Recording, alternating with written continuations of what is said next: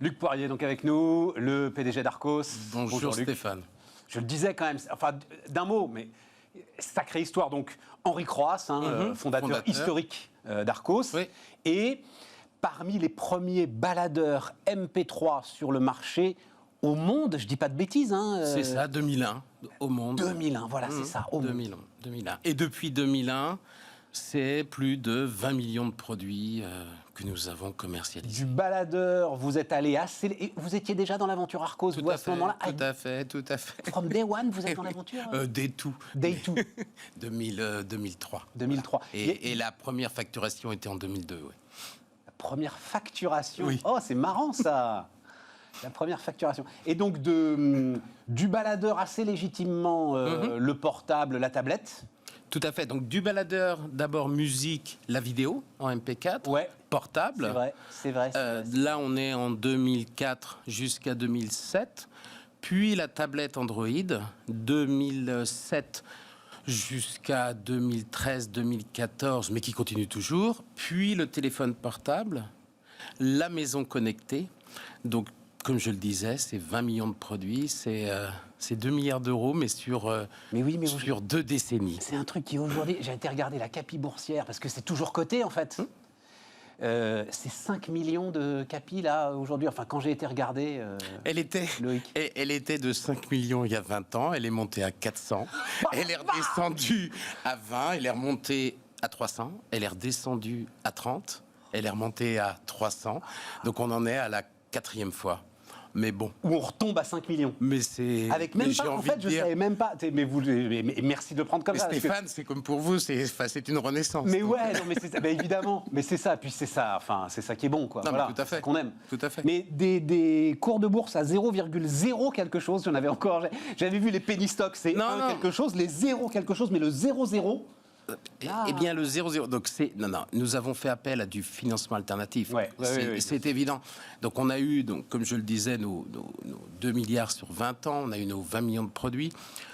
On s'est heurté il y a 1 an et demi, 2 ans à une concurrence sauvage des Chinois, les Huawei, les Xiaomi, et des produits qui étaient subventionnés par l'État chinois. BBK Holding, qui détient Oppo, Vivo et OnePlus, est 100% détenu par l'État chinois. Pas facile de se battre. Et donc là, depuis 2 ans, ce qu'il nous fallait faire, c'était plusieurs choses. Se réorganiser à nouveau. Donc, c'est pas se chercher, mais se transformer.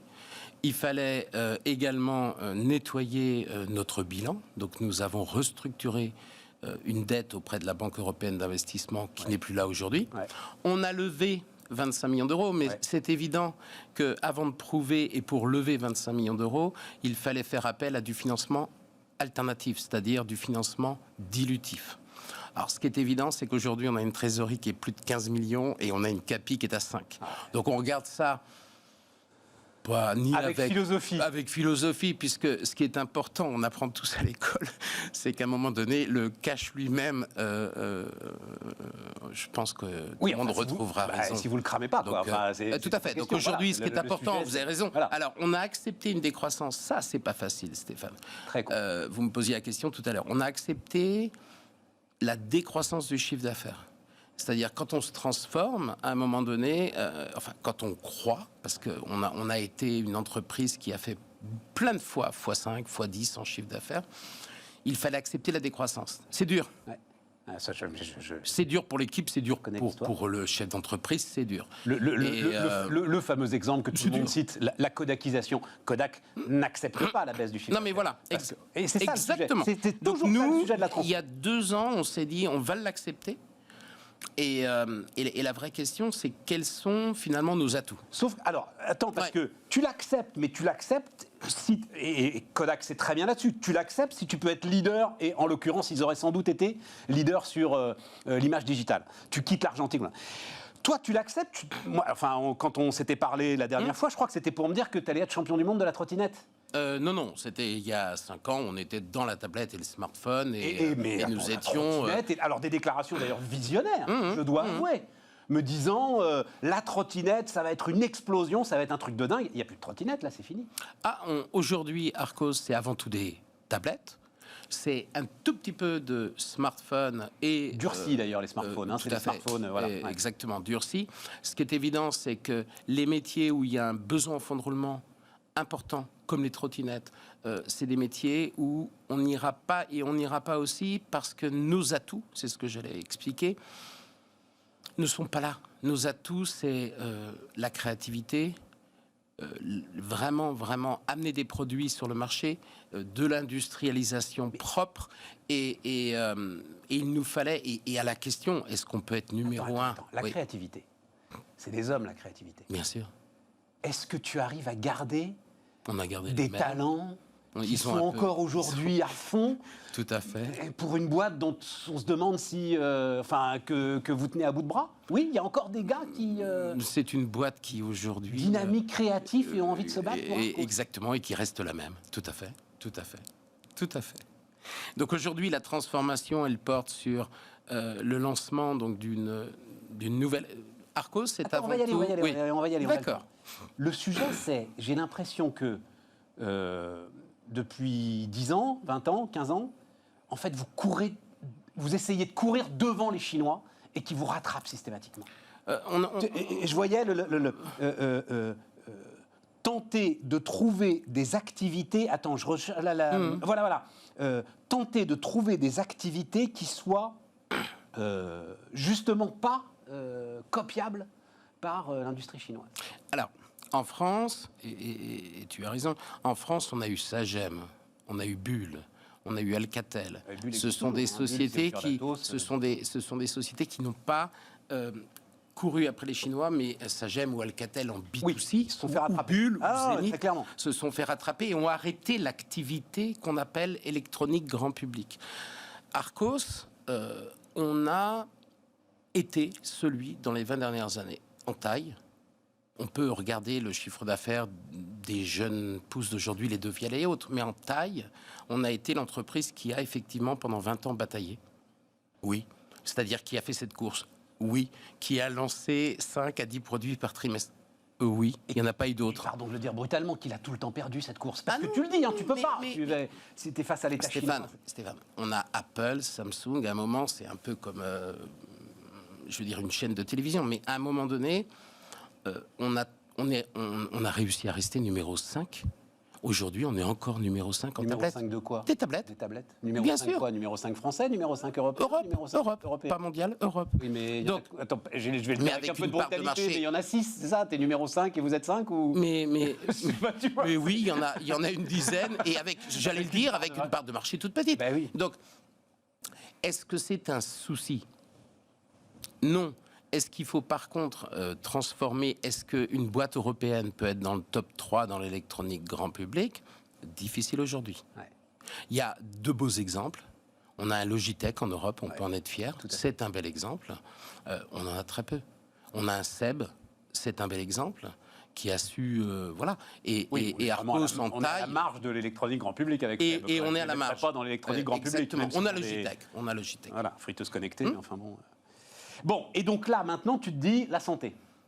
Alors, division MedTech, médical, donc pour rappel, c'est ça qui l'annonce d'aujourd'hui. Je vais reprendre en 2 secondes. Donc, Arcos, aujourd'hui, donc, numéro 5 en tablette, va continuer à faire des tablettes. Arcos ne pourra pas et ne fera pas une course, effectivement, au chiffre d'affaires sur des produits commodités. Non. Non. Arcos a pris une participation majoritaire dans Logic Instruments il y a 5 ans. Qui aujourd'hui se porte très bien en B2B. Alors c'est une taille qui n'est pas très importante, c'est une douzaine de millions d'euros, mais qui fait des produits personnalisés pour les grands comptes. Dans cette activité B2B, on a de la croissance et on va faire de la croissance externe pour continuer, pour en faire un bel intégrateur européen. On a toutes les compétences pour ce faire.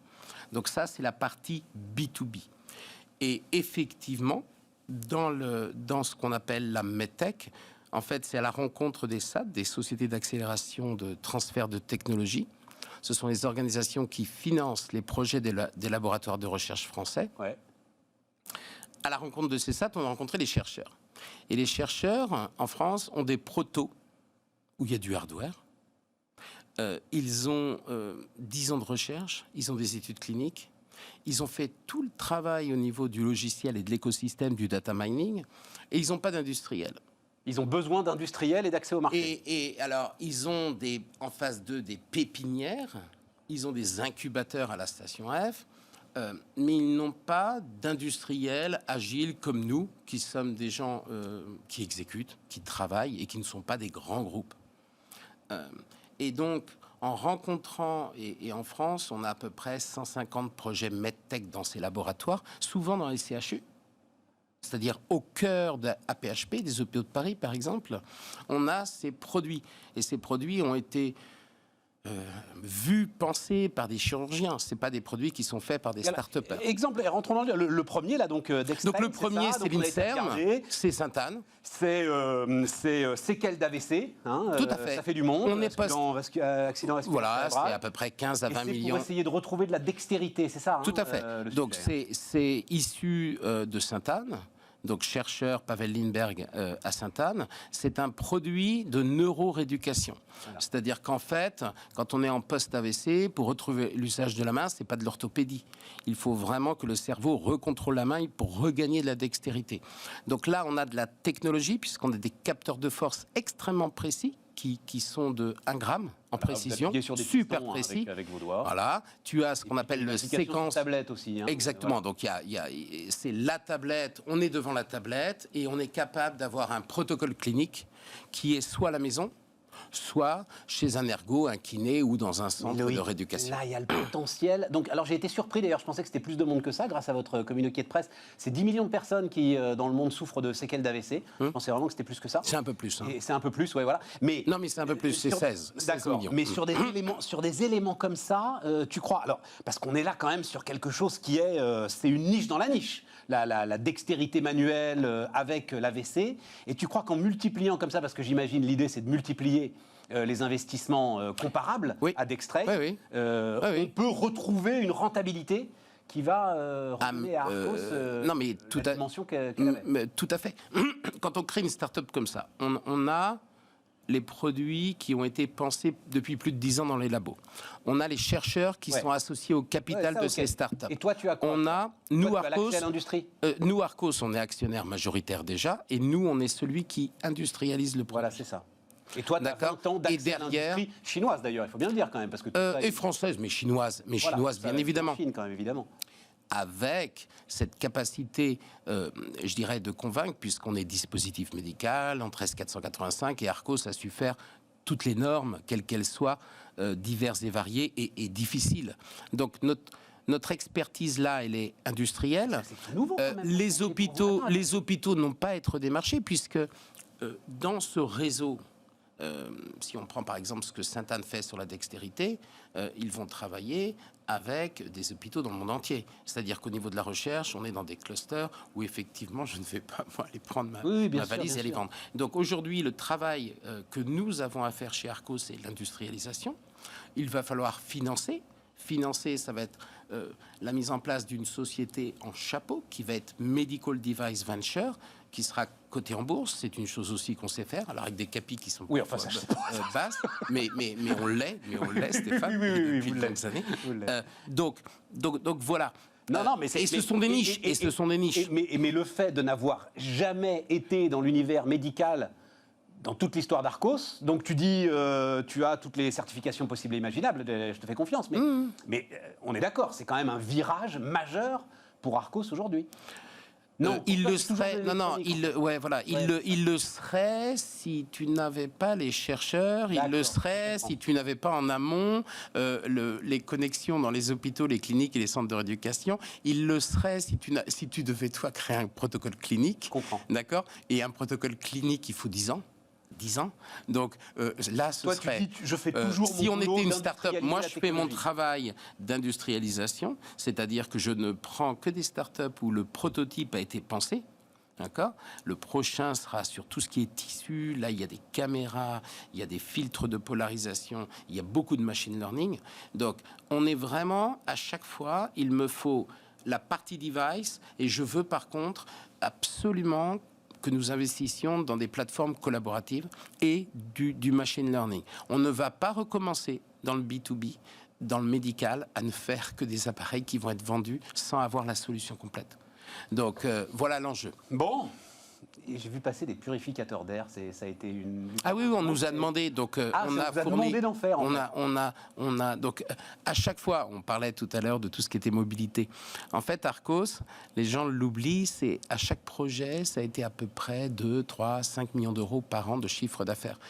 Une start-up qui fait 2 à 3 est complètement mis sur un piédestal. On la recevrait si je prends les purificateurs, faire plus de 3 ou 4 millions d'euros pour fournir des établissements, etc., on resterait humble par rapport à ça, mais on serait une start-up, on nous aurait effectivement... T'as parfaitement raison. Voilà. Mais il n'y a pas de souci, on reste et on fait preuve de résilience. On continue à les faire aussi. On en fait, tout à fait, oui, tout à fait. Miroir pour révolutionner la pratique du sport à domicile, ça aussi. Alors j'ai cherché sur votre site parce que ça m'intéressait, il n'est pas sur le site. Il arrive fin juin. Ça me fait marrer. Et donc c'est quoi, c'est un miroir connecté? C'est un miroir connecté pour le sport à la maison. Et qui vous dit, et c'est le miroir qui va vous dire vous faites les bons mouvements ou pas les bons mouvements. C'est une grande tablette. Et en fait, on a quelqu'un en face de nous, un coach. D'accord. Et c'est un miroir qui peut faire office de visioconférence également. Mais c'est le truc du monde d'après, ça. Donc Arcos ne va pas s'arrêter. Donc en tablette, il y a plusieurs choses. Il y a la visioconférence. Et il y a effectivement, par exemple, ce miroir qui est une tablette grande taille. Donc voilà, Stéphane. Le pivot, tourner, et puis choper les opportunités quand on les trouve. Et continuer avec... Et rebondir. Sourire. Voilà, c'est ça. Voilà. Au moins, t'as pas le temps de t'ennuyer, tu vois. C'est ça, le truc. Bon, meilleurs vœux, bonne route. Merci beaucoup. Formidable. Loïc Poirier, le PDG d'Arcos, c'était notre premier invité sur Bismarck.